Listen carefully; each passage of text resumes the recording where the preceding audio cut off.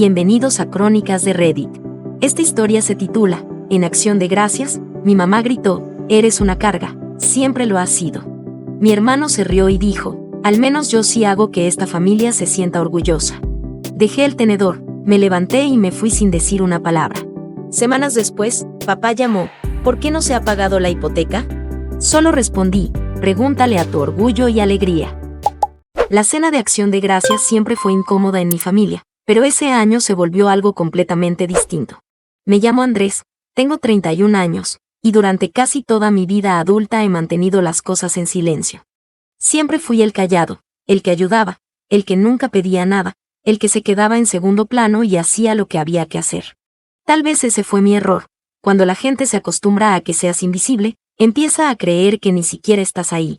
Desde chico, mi hermano Lucas era el hijo dorado, mariscal de campo estrella en la secundaria, beca universitaria, título en administración, todo lo que se te ocurra, él lo tenía bajo los reflectores. Mis padres, sobre todo mi mamá, se iluminaban cada vez que entraba a una habitación. Ese es mi chico, decía con orgullo, como si anunciara a un príncipe. Mientras tanto, yo simplemente era Andrés, sacaba buenas notas, no daba problemas, conseguí trabajo nada más salir de la universidad y empecé a construir una vida tranquila, sin lujos, pero sólida. Pero por alguna razón, eso nunca pareció contar. Lo irónico es que yo era quien en silencio mantenía todo a flote. Hace 5 años, mi papá tuvo un susto de salud y tuvo que reducir su jornada laboral. Las cuentas, claro, no dejaron de llegar, así que empecé a cubrir la hipoteca, los servicios y parte de los gastos médicos. Nunca fue para siempre, solo algo que podía hacer porque, bueno, la familia se cuida entre sí, o al menos eso creía yo. Pero cuanto más ayudaba, menos parecían notarlo. O tal vez si lo notaban y simplemente decidieron que se lo debía. Lucas nunca ofreció ni un centavo. Llegaba en fiestas con su traje más nuevo o contando historias de conferencias a las que había ido en Dubái o Toronto, y mi mamá colgaba de cada palabra suya como si fuera algún mesías corporativo. Mi papá solo asentía, tomando su whisky sin decir mucho.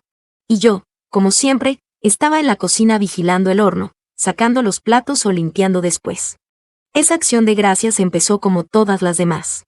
Llegué temprano para ayudar a mi mamá a preparar la comida, aunque apenas me reconoció al entrar. Hay que machacar las papas, fue todo lo que dijo a modo de saludo, ni abrazo, ni sonrisa, solo instrucciones. Asentí, como siempre, y me puse a trabajar. Lucas llegó 1 hora después con una botella de vino y una novia nueva, Daniela, que parecía recién salida de la secundaria.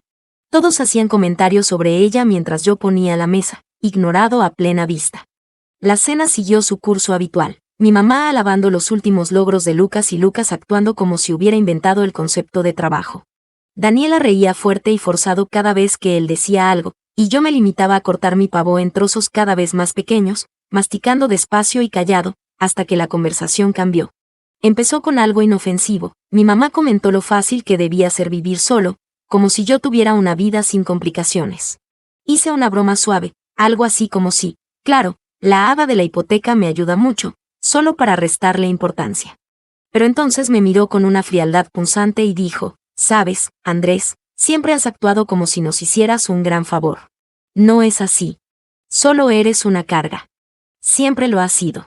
La mesa se quedó en silencio medio segundo. Parpadeé, pensando que había escuchado mal. Antes de que pudiera decir algo, Lucas soltó una risita y añadió, al menos yo hago que esta familia se sienta orgullosa.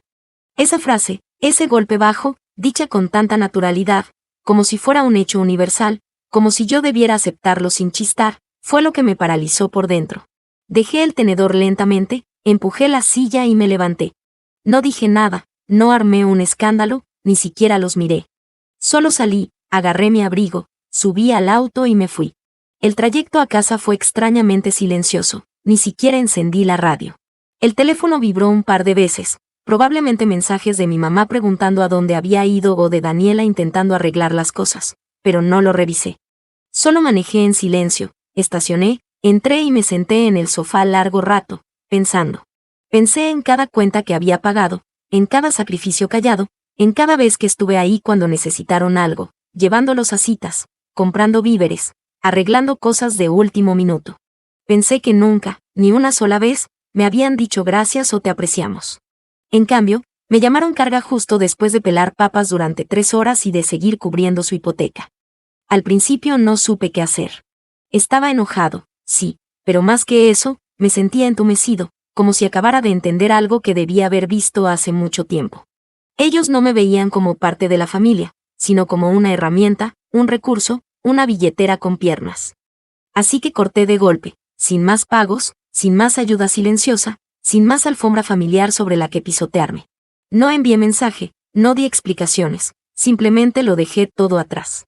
Desactivé los pagos automáticos, borré los recordatorios del calendario y seguí con mi vida. Pasaron semanas. Luego, una tarde, sonó el teléfono, era mi papá. Él casi nunca me llamaba, incluso de niño, dejaba que mi mamá se encargara de todo. Dudé al ver su nombre, pero contesté. Hola, papá, dije. Su voz sonaba tensa, molesta. Andrés, ¿por qué no se ha pagado la hipoteca? No dudé ni un instante. Solo me recosté en la silla y respondí, pregúntale a tu orgullo y alegría. Luego colgué. Ahí fue cuando todo empezó a desmoronarse. Después de esa llamada, el silencio fue ensordecedor y revelador. Nadie se comunicó, ni mi mamá, ni Lucas, ni siquiera con un ¿estás bien? Era como si esperaran que regresara arrastrándome en cuanto sintieran las consecuencias, como si mi ausencia fuera solo un berrinche temporal. No entendían aún, pero lo harían.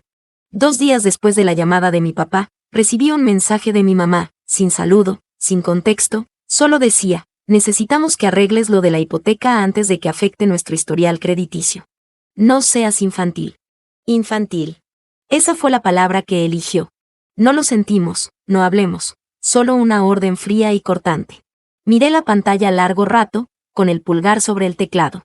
Podría haber escrito un montón, dejar salir años de resentimiento en un solo mensaje, pero no lo hice. Lo dejé sin leer y aparté el teléfono. Si querían fingir que yo era solo una pieza en su engranaje, bien. Ya verían cómo funcionaban sin mí. La caída llegó más lento de lo que esperaba, pero llegó. Empecé a enterarme de cosas por la familia extendida, sobre todo por mi prima Raquel, que vive a unas cuadras de mis padres. Una noche me llamó con una risa nerviosa y me dijo, oye, por si acaso, tu mamá anda diciéndole a la gente que estás pasando por algo, que últimamente no estás bien.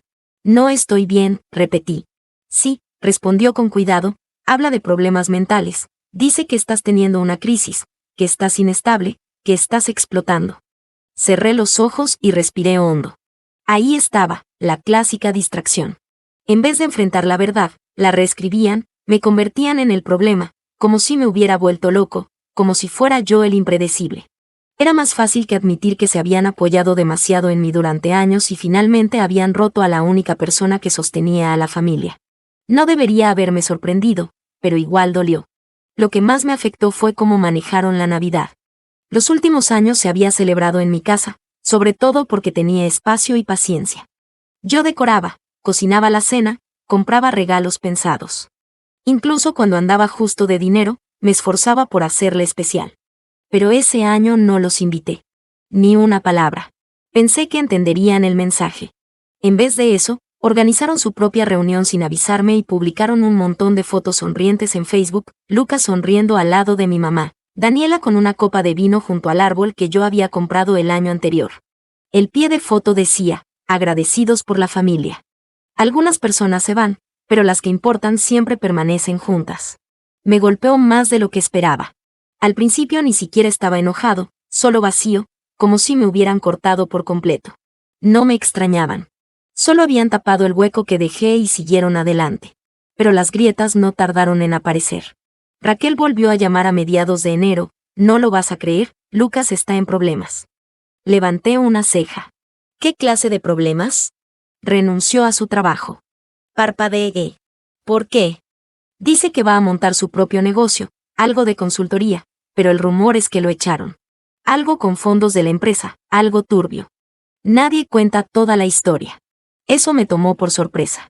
Lucas siempre fue el hijo dorado, sí, pero nunca precisamente responsable. Le gustaban las apariencias, autos caros, relojes llamativos, trajes de diseñador. Llevaba años preguntándome en silencio cómo sostenía ese estilo de vida sin que le pasara factura. Ahora parecía que por fin lo había alcanzado. No le dije nada a Raquel en ese momento, pero en el fondo algo se movió, iban a volver a llamar. Y lo hicieron. Primero llegó un mensaje largo de mi mamá, inusualmente dulce, casi teatral. Hola, cariño, sé que las cosas han estado tensas, pero la familia es para siempre. Todos decimos cosas que no sentimos. ¿Podemos hablar? Tal vez cenar pronto. Haré ese asado que te gusta. No respondí. 2 días después, otro mensaje, esta vez de mi papá, otra vez seco. Estamos pasando un mal momento. La hipoteca ya va 2 meses atrasada. Tu mamá está angustiada. ¿Podrías ayudarnos? Solo esta vez. Me quedé mirando la pantalla y me reí. Solo esta vez.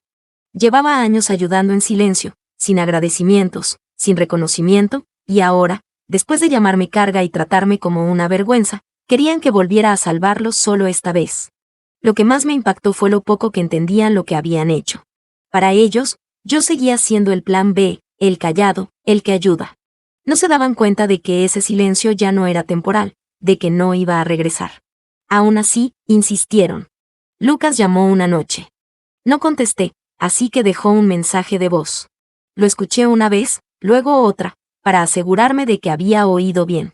Oye, Andrés, mira, sé que las cosas se salieron de control, pero siempre has sido bueno con el dinero, y tengo esta idea de negocio que podría despegar. Solo necesito un poco de capital inicial. Pensé que quizás querrías entrar desde el principio, como una inversión. Ganan ambos, ¿sabes? Me quedé en silencio, atónito. Ni siquiera era una disculpa de verdad, solo una propuesta, como si yo fuera un inversionista, no su hermano, como si no se hubiera reído en mi cara en acción de gracias mientras yo cargaba con la estabilidad financiera de sus padres. Algo en mí cambió después de esa llamada. Ya no se trataba solo de dolor, sino de claridad. Los veía ahora por lo que eran, y más importante, por lo que yo no era para ellos, no era familia, era un recurso. Y en cuanto dejé de ser útil, reescribieron la historia para convertirme en el villano. Pero esta vez no solo había terminado de fingir. Y ahí fue cuando empecé a hacer un plan. No lo apuré, nunca he sido de los que gritan, rompen cosas o exigen que reconozcan su valor. Prefiero salidas silenciosas, pasos discretos y dejar que el silencio hable por sí solo. Pero cuando alguien te convierte en villano solo porque finalmente dejaste de sangrar por ellos, algo dentro empieza a arder. Te das cuenta de que el silencio ya no basta. No esta vez. La traición que lo cambió todo llegó una semana después del mensaje de Lucas. Estaba en el trabajo, revisando reportes, cuando sonó el teléfono con un número desconocido. Casi no contesto, pero algo me dijo que lo hiciera. Andrés Miller, preguntó una voz masculina, educada pero firme. Sí, él habla. Soy Kevin García, de un banco local. Llamamos para hacer seguimiento a su reciente solicitud de préstamo hipotecario. Me quedé helado. Disculpe, ¿qué solicitud? Hubo una pausa, el crujido de papeles.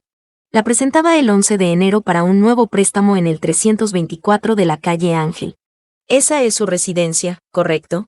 Sí, respondí, recostándome lentamente mientras el aire se volvía denso. Esa era mi dirección, mi casa. Espere, dije, intentando mantener la voz firme, yo no presenté ninguna solicitud. Más silencio. Luego Kevin preguntó con cuidado. ¿No autorizó a Lucas Miller como codeudor en esta solicitud? El estómago se me revolvió. No, no lo hice. Le pedí que me enviara la documentación y accedió.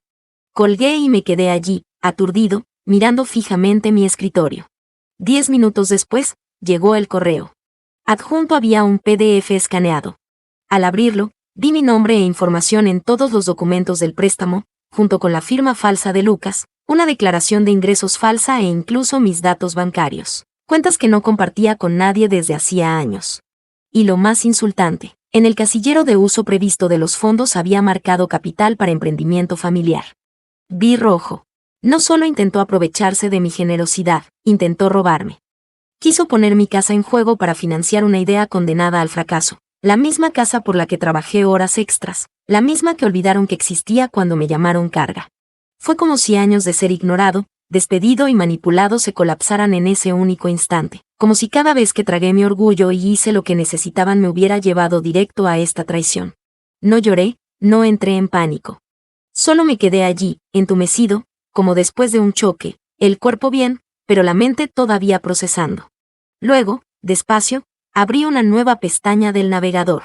Escribí un correo a mi abogada, Marisa, a quien había usado un par de años atrás por un asunto laboral.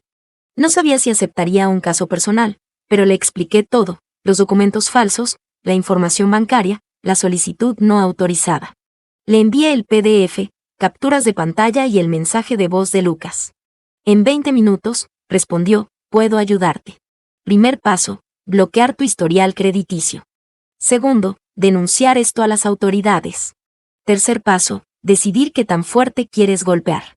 Esa última línea me quedó resonando, ¿qué tan fuerte quieres golpear? Toda mi vida había sido callado, evitando conflictos, eligiendo la paz sobre la confrontación. Pero ahora habían ido demasiado lejos. Lucas había intentado atarme a una deuda sin mi permiso. Mis padres me habían pintado como inestable para ocultar su propia negligencia. Y cuando dejé de dar, no preguntaron por qué, solo exigieron más. No, esta vez sería fuerte. Sería innegable. Ese fin de semana no respondí a nadie. No contesté mensajes, no atendí llamadas. Pasé todo el tiempo revisando recibos antiguos, estados de cuenta y correos. Armar una línea de tiempo, cada pago que hice por mis padres, cada depósito de hipoteca, cada gasto cubierto. Los etiqueté, los organicé por fecha y los metí en una carpeta limpia. Quería un rastro documental tan claro que pudiera cortar el vidrio. El lunes por la mañana, presenté una denuncia policial por intento de robo de identidad y fraude.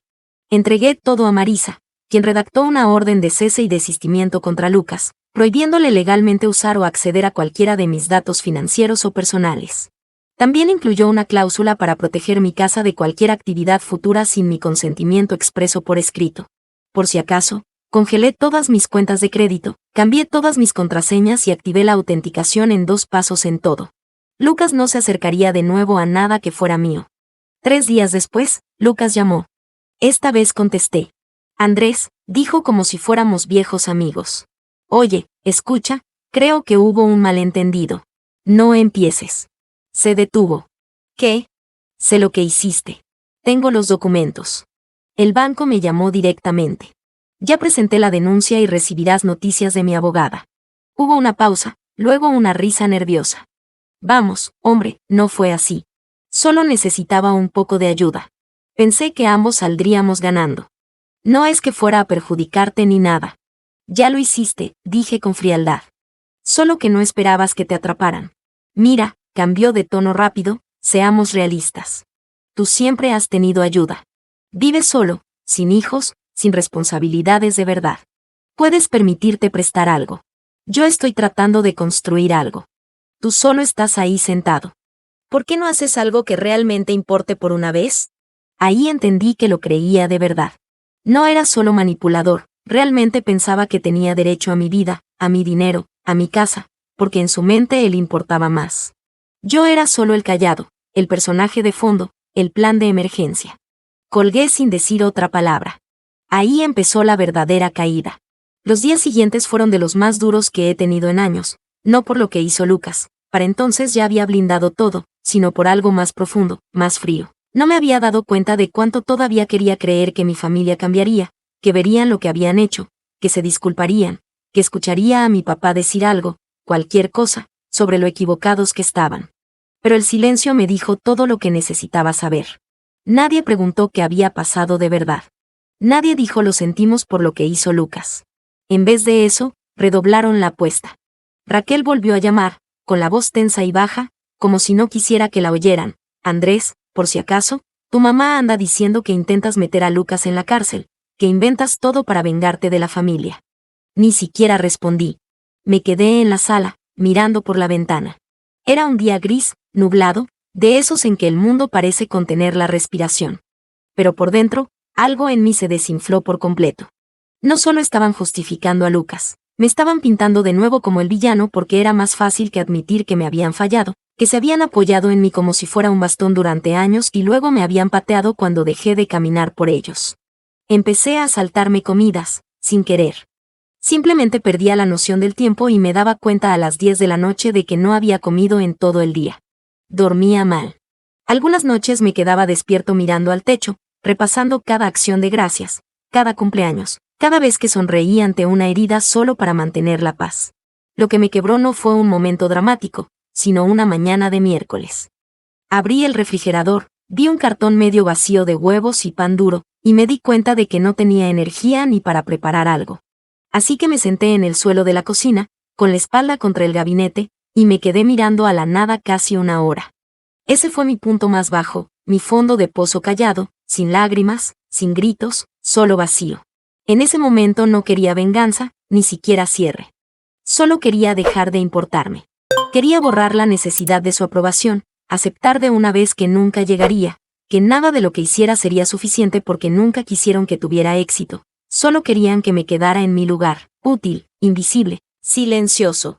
Al día siguiente hice algo que no hacía en mucho tiempo. Empaqué una bolsa, subí al auto y manejé hasta el lago. Allí hay una cabaña pequeña, escondida entre pinos altos, con un muelle torcido que cruje al caminar. Era de mi abuelo, y me la dejó cuando murió, probablemente porque yo era el único que lo visitaba. No había ido en casi 2 años. Sin señal, sin ruido, solo viento, agua y el canto de los pájaros entre los árboles. Me quedé 3 días. No le avisé a nadie, no llevé laptop, solo una libreta, unos libros y un termo de café. Me senté junto al agua, caminé por los senderos, dejé que mi mente se asentara y, sin siquiera intentarlo, el plan empezó a tomar forma. No era de venganza, sino de liberación. Había aferrado durante tanto tiempo a la idea de familia, como si al demostrar suficiente valor me vieran, me amaran, se enorgullecieran. Pero esa familia no existía, al menos no con ellos. Así que empecé a pensar en cómo alejarme, no por rencor, sino por necesidad. Al regresar, empecé a hacer cambios. Primero, quité mi nombre de todo lo relacionado con mis padres, contactos de emergencia, cuentas compartidas, cualquier cosa que me vinculara a ellos. Contacté al banco para que bloquearan cualquier intento futuro de solicitudes conjuntas a mi nombre. Le di a Marisa poder notarial para actuar en mi nombre en cualquier asunto relacionado. Luego, en silencio, empecé a buscar transferencias laborales. Mi empresa tenía oficinas fuera del estado, una en Oregón y otra en Colorado. No se lo dije a nadie, solo quería ver cómo sería empezar de cero, vivir donde nadie me conociera como el hijo decepcionante o el hermano de fondo. No lo apuré, no hice anuncios. Pero por primera vez sentí que construía algo para mí. Aún así, mientras daba pasos para dejarlos atrás, sabía que no podía terminar así. No del todo. No sin que saliera la verdad.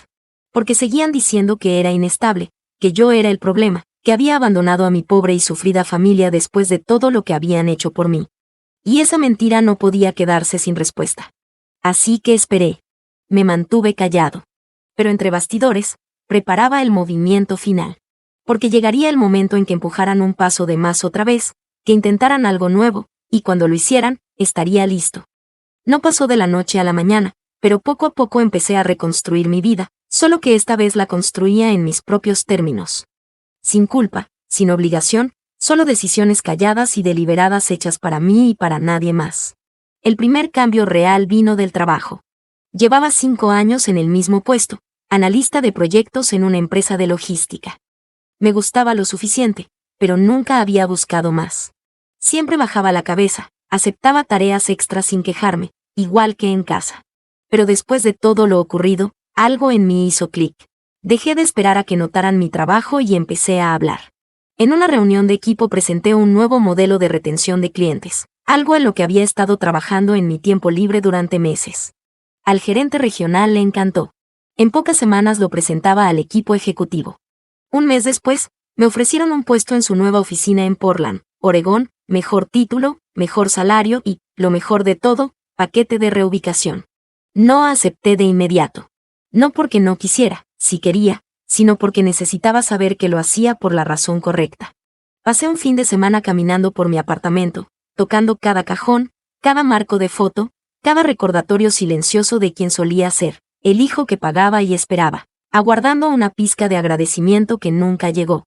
Y la noche del domingo, abrí mi laptop, escribí el correo de aceptación y lo envié.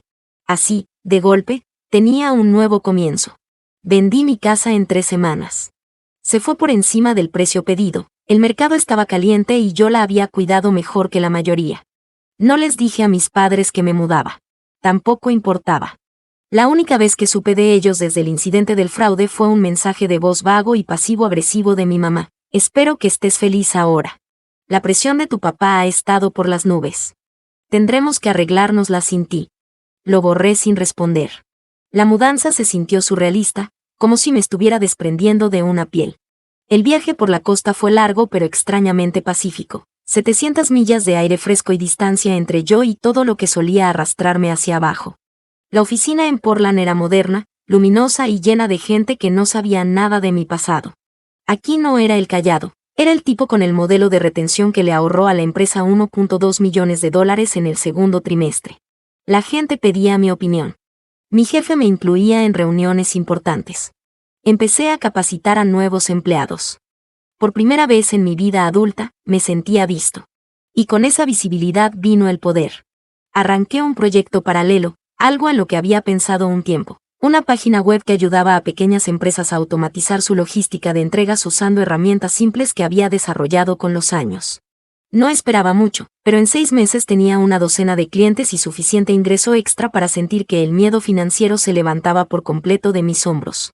Me uní a un grupo de senderismo, empecé terapia, tomé un curso de cerámica, de todo. No intentaba encontrarme, solo me daba permiso, por fin, hacer algo más que lo que mi familia decía que era. Y con cada paso, mi confianza crecía, pero también mi claridad. Cuanta más distancia tomaba, más obvio se volvía el patrón. Mis padres no solo eran tóxicos, dependían de controlar la narrativa.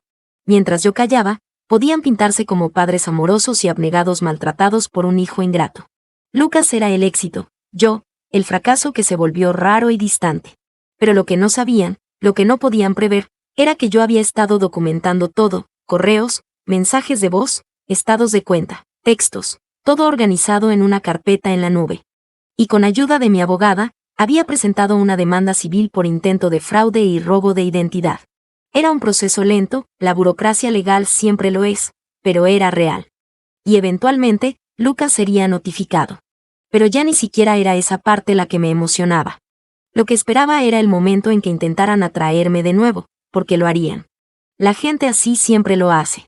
Esperarían hasta que la presión financiera volviera a apretar, hasta que el próximo emprendimiento de Lucas fracasara, hasta que la presión de mi papá fuera más que un arma en un mensaje de voz. Entonces contactarían, llenos de disculpas melosas y encanto desesperado. Y esta vez no los ignoraría. Esta vez respondería, pero no como el hijo silencioso en quien solían confiar, ni como el plan B. Respondería como el hombre que ya no los necesitaba, que había construido su vida con los escombros que ellos dejaron y que ahora se alzaba más alto de lo que jamás imaginaron. Y no solo me alejaría, quemaría el puente que ellos construyeron. Pero primero, esperé. Y mientras esperaba, me hice más fuerte. Porque a veces la mejor venganza no es lo que haces, sino en quién te conviertes. Y yo me estaba convirtiendo en alguien que ellos nunca reconocerían ni controlarían. Y no tenían idea de lo que se avecinaba. Fue a principios de primavera cuando finalmente llegó la oportunidad. No con estruendo, sino con un correo casual enterrado entre el spam. El asunto decía, hipoteca familiar Miller. Consulta urgente. Al principio pensé que era basura y casi lo borré.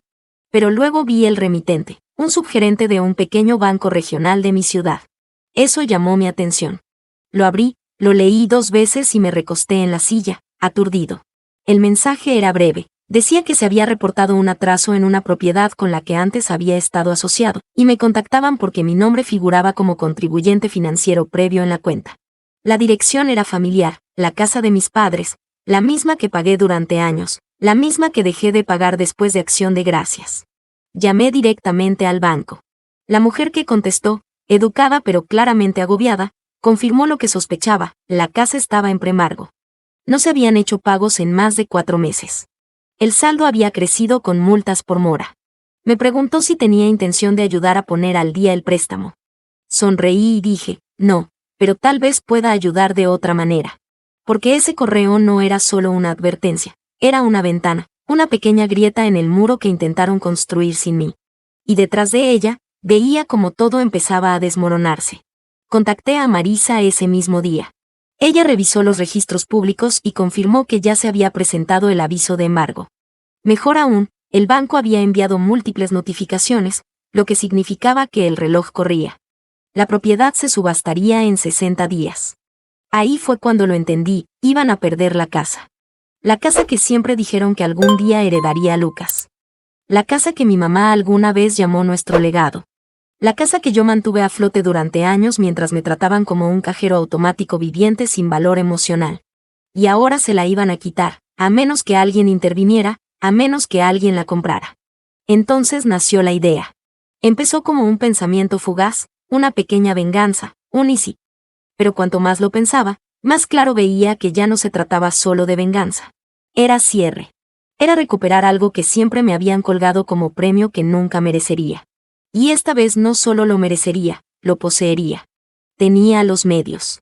Entre mi nuevo salario y los ingresos estables de mi negocio paralelo, estaba en la mejor posición financiera de mi vida. Contacté a una amiga corredora de bienes en Portland, le expliqué la situación y le pedí que monitoreara discretamente el proceso de subasta. Estaba curiosa, quizás un poco preocupada, pero aceptó. Luego profundicé. Raquel, bendita sea, seguía en contacto. No sabía todo, no quería arrastrarla, pero sabía lo suficiente para mantenerme al tanto. Una noche me llamó y me dijo algo que hizo que todo encajara. Lucas volvió a vivir con tus padres. Su emprendimiento se fue a pique. Daniela lo dejó. Resulta que le pedía dinero a todos, amigos, excompañeros, incluso a tus papás. Están arruinados, Andrés. Me recosté en la silla, asintiendo despacio. ¿Están vendiendo algo? Todavía no. Pero tu mamá estuvo en la iglesia el fin de semana susurrando que necesitaba un milagro. Lo que eso signifique. La llamada terminó. Me quedé en silencio largo rato. Era hora. Contacté a un grupo de inversión local especializado en propiedades en apuros.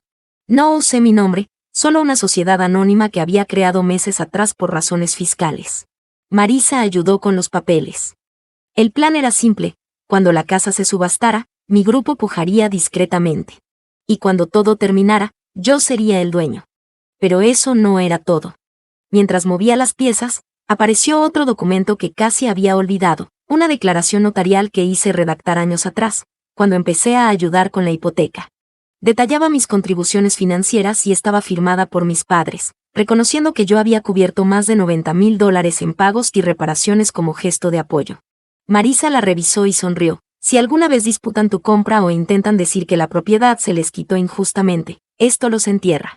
No era solo un recibo, era protección, palanca, prueba de que no era un hijo distante tratando de robar la casa familiar. Era quien la había salvado hasta que me dieron la espalda. Ahora simplemente recuperaba lo que ellos tiraron. Di el paso final, organicé un vuelo de regreso la semana antes de la subasta. No para armar drama, solo para estar ahí, para ver con mis propios ojos el momento en que entendieran que su hijo dorado no lo salvaría. Porque esta vez ya no sería callado. No me alejaría. Regresaría, pero en mis términos, y no lo verían venir. El vuelo de regreso fue surrealista. Había pasado casi un año desde que me fui, desde que empaqué mi vida y manejé 700 millas al norte jurando no mirar atrás. Ahora estaba en un avión medio vacío, viendo cómo la ciudad que superé volvía a aparecer. Pero yo ya no era el hombre que recordaban, y no venía a hacer las paces. La subasta era a las 10 de la mañana de un jueves. Un evento pequeño en el juzgado, filas de sillas rígidas, un podio de madera y un subastador nombrado por el banco leyendo propiedades como si fueran libros de biblioteca vencidos. Llegué temprano, vestido limpio, jeans oscuros, camisa planchada, chaqueta. Me senté atrás, callado, inadvertido. Las pujas empezaron lentas. Esperé. Cuando llegó el turno de la casa, una propiedad de 3 recámaras y 2 baños en el vecindario donde crecí, la misma que cubrí durante años, el subastador apenas alzó la voz. Empezamos en 242,000. ¿Alguien ofrece 242? Una mujer que no reconocí levantó la mano, probablemente una especuladora. ¿245? Preguntó. Mi agente, la que envié bajo la sociedad, alzó su paleta con seguridad.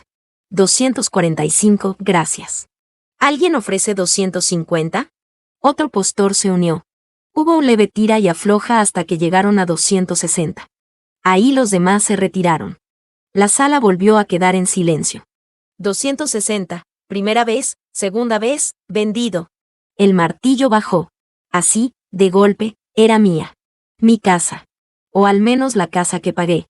La casa que fingieron que nunca fue mía. La casa que dijeron pertenecería a Lucas porque algún día tendría familia. Ahora pertenecía a mi sociedad, y ellos ni siquiera lo sabían. No fui a la casa ese día. No buscaba confrontación. Todavía no. Quería que todo el papeleo se procesara, escritura transferida, cerraduras cambiadas, todo en orden. Eso tomó 9 días.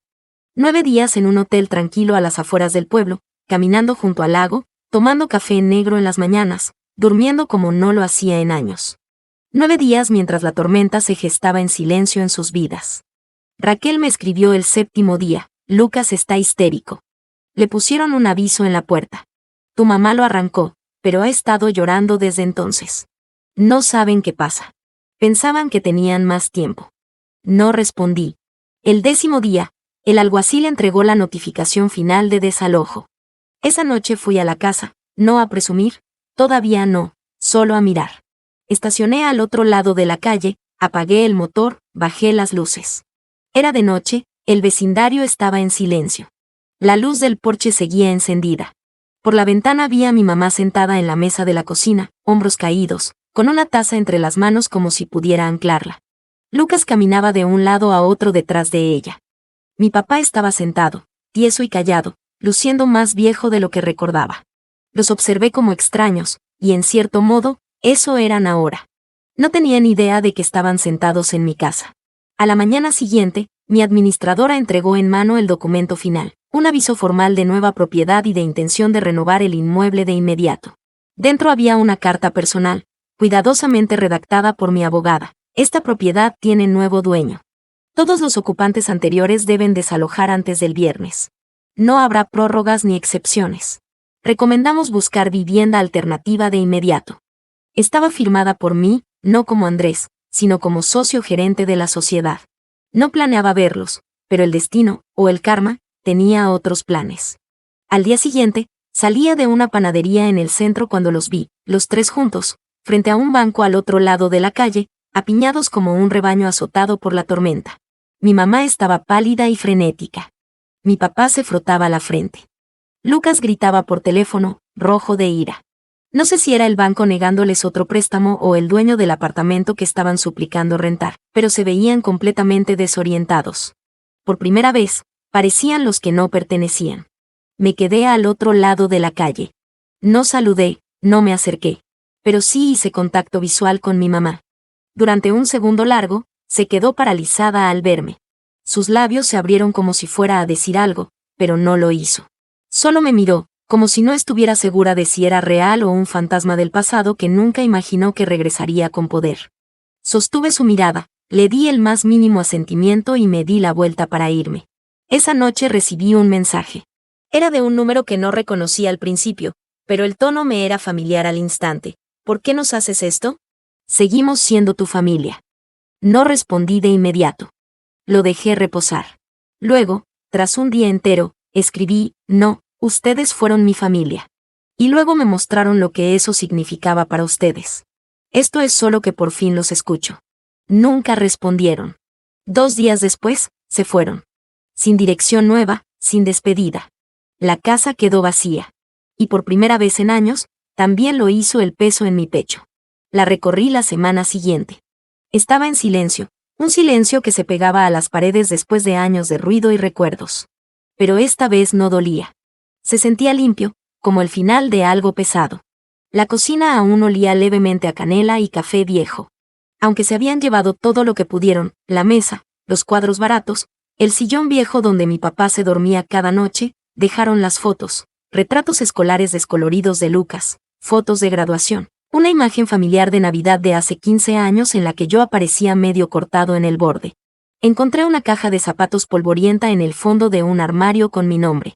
Dentro estaban dibujos de la infancia, un par de boletines y una nota arrugada que escribí a mi mamá en tercero, agradeciéndole por haberme preparado mi almuerzo favorito. Ella la había guardado, aparentemente. O quizás solo la olvidó ahí. No me la llevé. La dejé en la caja, porque esa versión de mí, el que anhelaba su amor, que intentaba ganarse un lugar en la mesa pagando cuentas y tragando insultos, ya no vivía ahí. Cerré la caja y luego cerré la puerta. La noticia se esparció. No la difundí yo, no hacía falta. Este pueblo vive de susurros y cercas traseras, y no tardaron en armar el rompecabezas. Raquel me contó que mi mamá empezó a decir que los había engañado, que les robé la casa mientras estaban vulnerables. Pero la verdad tenía recibos, avisos bancarios, expedientes judiciales, un rastro documental tan largo y afilado que cortaba cada mentira que intentaban tejer. Y lo mejor no era solo la casa. El caso de fraude de Lucas avanzó. Los documentos falsos, el intento de robo de identidad, todo lo alcanzó. Mi abogada entregó todo a las autoridades. La investigación fue discreta pero exhaustiva. Unos meses después, recibí un mensaje de la oficina del secretario del condado. Lucas había aceptado un acuerdo judicial, multas, libertad condicional y un registro permanente. Nada espectacular, sin trajes naranjas ni titulares, pero lo seguiría el resto de su carrera. El hijo dorado por fin entendió lo que significaba caer. Mis padres se mudaron con una prima de mi mamá fuera del estado, a un lugar pequeño compartido con otro familiar. Raquel dijo que lo odiaban, sin privacidad, sin control, sin pedestal. Intentaron contactarme una vez más. Me enviaron un sobre a mi nueva dirección, escrito a mano, suplicando reconciliación. No lo abrí. Lo metí directo a la trituradora sin leer una palabra, porque el perdón no se debe, se gana. Y ellos nunca intentaron ganárselo, ni una sola vez. 6 meses después, la casa estaba completamente renovada. No me mudé. La convertí en una residencia transicional para jóvenes que salen del sistema de acogida y necesitan un comienzo seguro. Me asocié con una organización local, creé un fideicomiso a nombre de mi abuelo y empecé a financiarlo en silencio con los ingresos de mi negocio en crecimiento. Esa casa, que antes fue símbolo de control, vergüenza y de quien merecía que, ahora era una segunda oportunidad para alguien que nunca la tuvo. La visité una noche, ya con los nuevos residentes instalados. La luz del porche estaba encendida. Risas salían por las ventanas, cálidas, vivas, reales. Me paré en la acera y respiré hondo. Luego sonreí, porque la casa ya no cargaba su legado. Cargaba el mío. Y lo construí con todo lo que intentaron quitarme. Nos vemos en la próxima historia.